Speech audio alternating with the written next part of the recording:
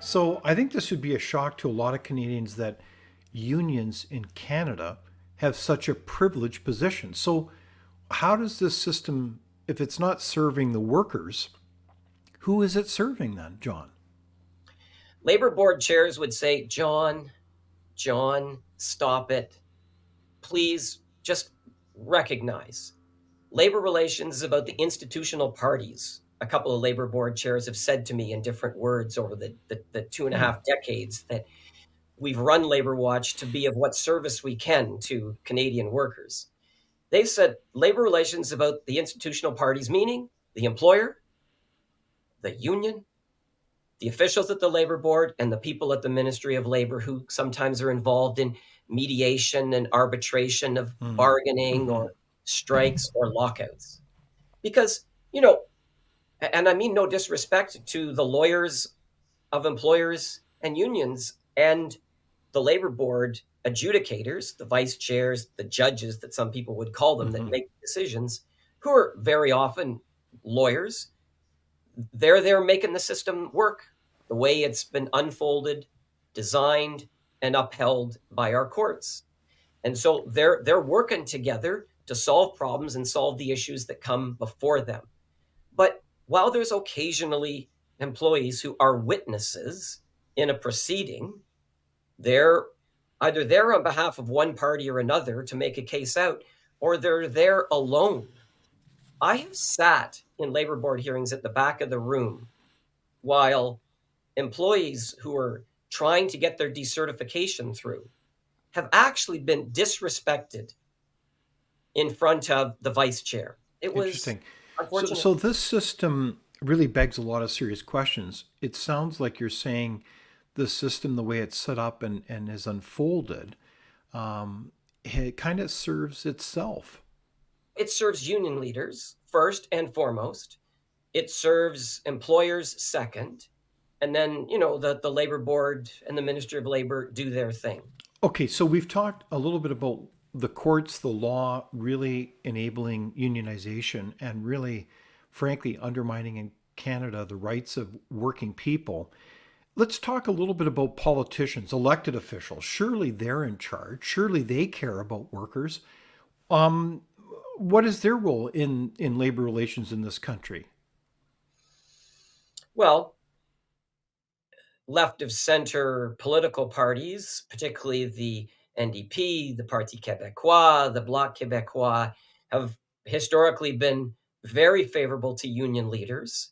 Um, the NDP federally, haven't checked the current structure, but you know, unions, the Canadian Labour Congress, like they had automatic seats at the table at conventions and in decision making in not small numbers that didn't go through a traditional process, riding by riding, to select the people that are members of the party that are going to go there. They were members, so they had control and power, and they gave them money um, over the decades across the country. Liberals have been back and forth. Um, Under the prime ministership of this country of Jean Chrétien, I'm going to give a very practical example that connects to really important recent events today. The NDP and the Bloc Québécois, over the years, have put forward typically private members' bills that wanted to take federal labor law in the direction of Quebec labor law when it comes to strikes and lockouts. And the essence of it is this: up until this year, Quebec was the only jurisdiction in the world known to me that said during a strike, a unionized worker cannot cross their own union's picket line and go to work in defiance of the union. Why should that be the case? Well, first of all, I believe it's Article 23 of the United Nations Declaration of Human Rights talks about a right to work, a right to employment. And if you study the debates of the late 1940s that lead to the UN Declaration, you will see that the debates were that this was truly about freedom from forced union membership. So it's freedom to be able to go to work. So what just happened in this country? Every single political party voted in favor of Trudeau legislation. So for the first time, to my knowledge, and I'm prepared to stand corrected by my critics, the Liberal Party of Canada brought forward legislation to mirror Quebec and strip people of their workers, and they were aided by a full-on whipped vote. Okay, So so we've to be got clear, a all government, three major parties then end of are law, really end of stripping, law. including the Bloc Québécois, are enabling and undermining the rights of working Canadians then with this labor legislation. Absolutely. And I said earlier, I know of no other jurisdiction other than Quebec. Now, as a whole country for federally regulated workers, about 10% of the workforce come under federal labor law rather than provincial labor law. They're alone in the world of no longer being able to create risk for their union bosses, to defy their unions and come to work if the employer decides to open the workplace. Wow. I say they misunderstand working Canadians and they misunderstand how they think about their unions. Unions in the private sector have gone like 30 to 15%. In Alberta, it's 9% union density.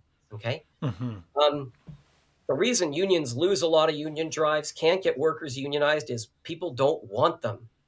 So I don't understand union leaders having an appeal rather than conservative politicians figuring out how to do what has been done in Australia and New Zealand and what's taken place in Europe to give them freedom. Hmm. Freedom from forced union membership, consistent with what the charter says in every other country in the world. Freedom from forced union dues to be used for politics. I do not understand why conservatives, who are probably almost never going to get donations from unions over the long run, and are almost never going over the long run to not face attacks by unions against them as politicians, do not bring this country, province by province, into line with the rest of the civilized world and become free of forced union dues as a condition of employment for politics, social causes, and other parts of the world. Okay, so obviously all major parties now in this country are guilty of this kind of unfair treatment of working people, and I like your vision of freedom within labor relations. So, is there a nation that you think would be a good role model for us in this country in terms of labor relations? I love the Swedish history on this. When a Swedish government many years ago decided it was going to bring freedom from forced union membership in their country, from collective agreements negotiated by powerful employers and powerful unions that stripped workers of their choice to be a member or not, they mandated in statutory law that on the next round of bargaining, every union and every employer had to remove that coercive anti-freedom language and make it free choice of being a member or not, but still being able to keep your job throughout the country. So Okay, that would be an so example. Sweden is a great example of what we should be doing. Is that correct, John? Yeah, and the other one would be New Zealand as I last knew it, which is if I join a company, the first choice I have is, do I become a member of the union or not, if there's one in my Hmm. workplace. Okay, so I join the union and become a member, and then I pay full union dues that can be used for political purposes, non-bargaining purposes. Okay, I don't want to become a member of the union and pay full dues because I don't want them spending my money on politics. But you know what? I want the union to represent me in collective bargaining, and I want the union to represent me if I have a grievance with my employer. So you pay lower rate of union dues in New Zealand, Hmm. and you purchase the union's talent, expertise, and representation in a dispute with the employer. But what's most interesting is that if I don't want to become a member and I don't want to pay any union dues at all, I'm not covered by the collective agreement. And I have an individual employment agreement, as it was last referred to when I talked to New Zealand lawyers and studied the legislation. So you work alongside union members, you work alongside union dues payers who are not members as a non union, non member, not covered by the collective agreement with an individual employment agreement, and you're all on the same assembly line, you're all in the same retail store, and it works. And I don't know how many years it's been like that. I'd have to go check to see if it's still like that. Hmm. But that's real freedom because you're also free from the collective agreement. not just free from union membership Hmm. and not free and just free from union politics.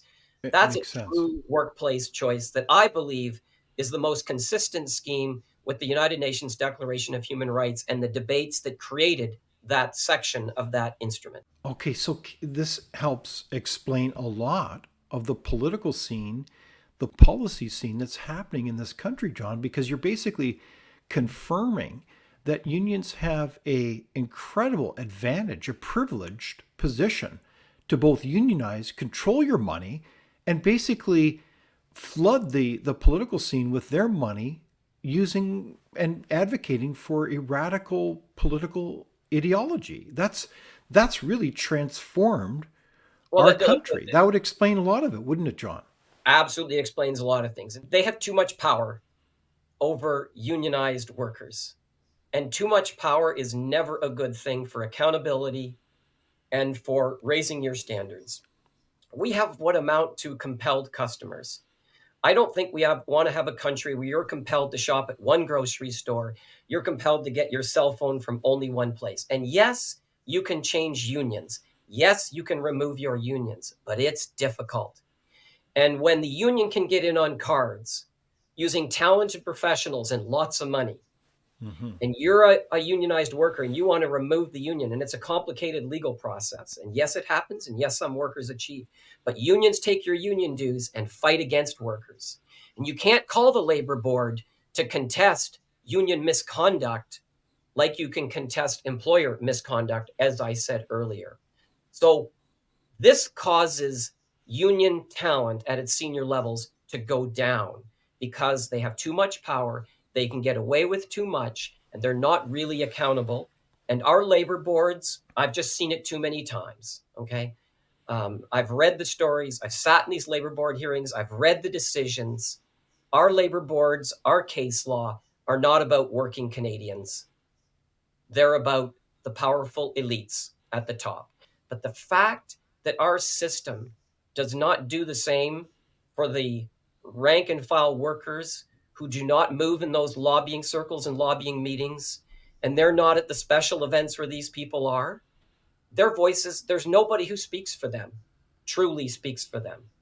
And I really hope that they're going to have the freedom as workers in this country that the roughly 860 million workers of the Council of Europe have over there, either because governments didn't ever take away their freedom, or in the countries that did take away their freedom, their court gave it back to them, unlike our Supreme Court, which has been appalling globally on the issue of using the proportionality test to strip charter rights from Canadians.